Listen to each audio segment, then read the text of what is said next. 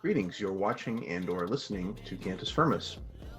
The reason I want to do this quick video slash audio is because of an article I came across by conservative commentator David French. And the name of the article, and I'll pull it up if if you're watching, you can see it, is American Racism, We've Got So Very Far to Go. And what I liked about this article, I should tell you what, I'll start talking about the article first, and then I'll tell you what I liked about it. And French talks about the this kind of desire to maybe want to address something but not want to join the extremists. And so, in talking about something like racism, he says, he had this idea, sure, there are racists still in this world, but they're not a part of any system I know. Thus his kind of tacit rejection of systemic racism. He goes on to say, moreover, compounding the problem, those voices who are most loudly condemning American racism are also the voices that a conservative trusts the least on other issues, such as abortion, religious liberty, economics, or healthcare. Something in the conservative mind and heart rebels. I can't join with them, can I? But then something changed for him. And what that was that he adopted a little girl from Ethiopia named Naomi. And he started to notice that there were some differences in how they saw Naomi treated compared to their two older children who were white. And then 2016, as he starts criticizing Trump, the alt-right comes after him. And they start sending him pictures of his little girl in a gas chamber with Donald Trump, pushing the button to kill her. Anyway, and then he starts to, say he kind of had this position in the past. We've come so far, which he still doesn't disagree with, but there was this other notion that sort of comes in on the tail of it now that didn't come before, which was we've got so far to go. So he's kind of stuck in this kind of weird place now where, on the one hand, he still doesn't want to join the radicals on the left. But on the other hand, he's saying, well, there actually is a point here about systemic racism and about the ongoing existence of racism. And he has this kind of thought experiment, which I thought was helpful. He says, let's say that you're white, and let's say only 1 out of 10 white Americans is actually racist. And the fact of the matter is, and especially in educated quarters of white America, racism is condemned and stigmatized. And so it's not very common that you're going to hear overtly racist sentiments, or maybe even many covertly racist statements. And so the vast majority of the people you encounter aren't racist, and the minority who are there will remain silent because they don't want to lose social standing. But if you're black, if you're African American, that means that 10% of the white people you encounter are going to hate you or think less of you because of the color of your skin. And that's going to have an impact. So if one of them's a cop that pulls you over for no good reason, or a store clerk who follows you around when you shop, the fact of the matter is, it may still be the case that most people don't hold these, racist views or whatever, but it's still going to be something that you see, pretty regularly. And, you're going to look at your white friends and say, how can you not see it?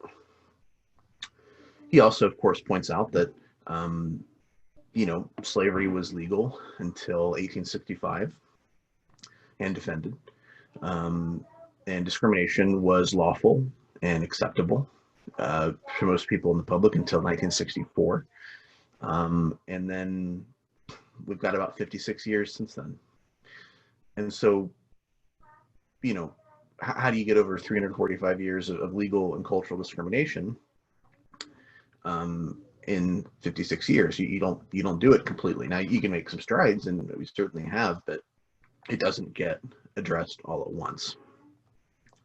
So in the end, he makes some suggestions based on what a progressive friend of his at Vox, Jane Coaston, suggests.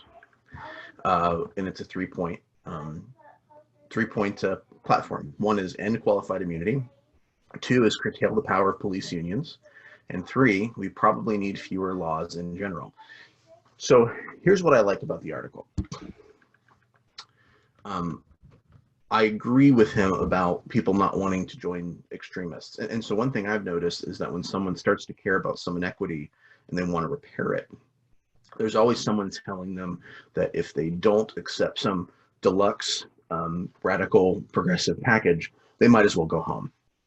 So like if someone's concerned about women not having the same opportunities as men, for example, there's always a radical feminist saying, well, you also need to support abortion on demand or reject heterosexual sex as inherently a form of rape or something like that.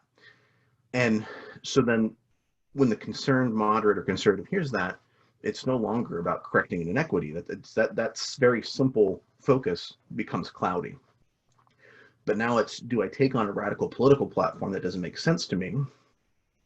Or do you say, well, maybe there isn't that much of an issue after all, because the people saying that there is, they seem to be nuts, you know?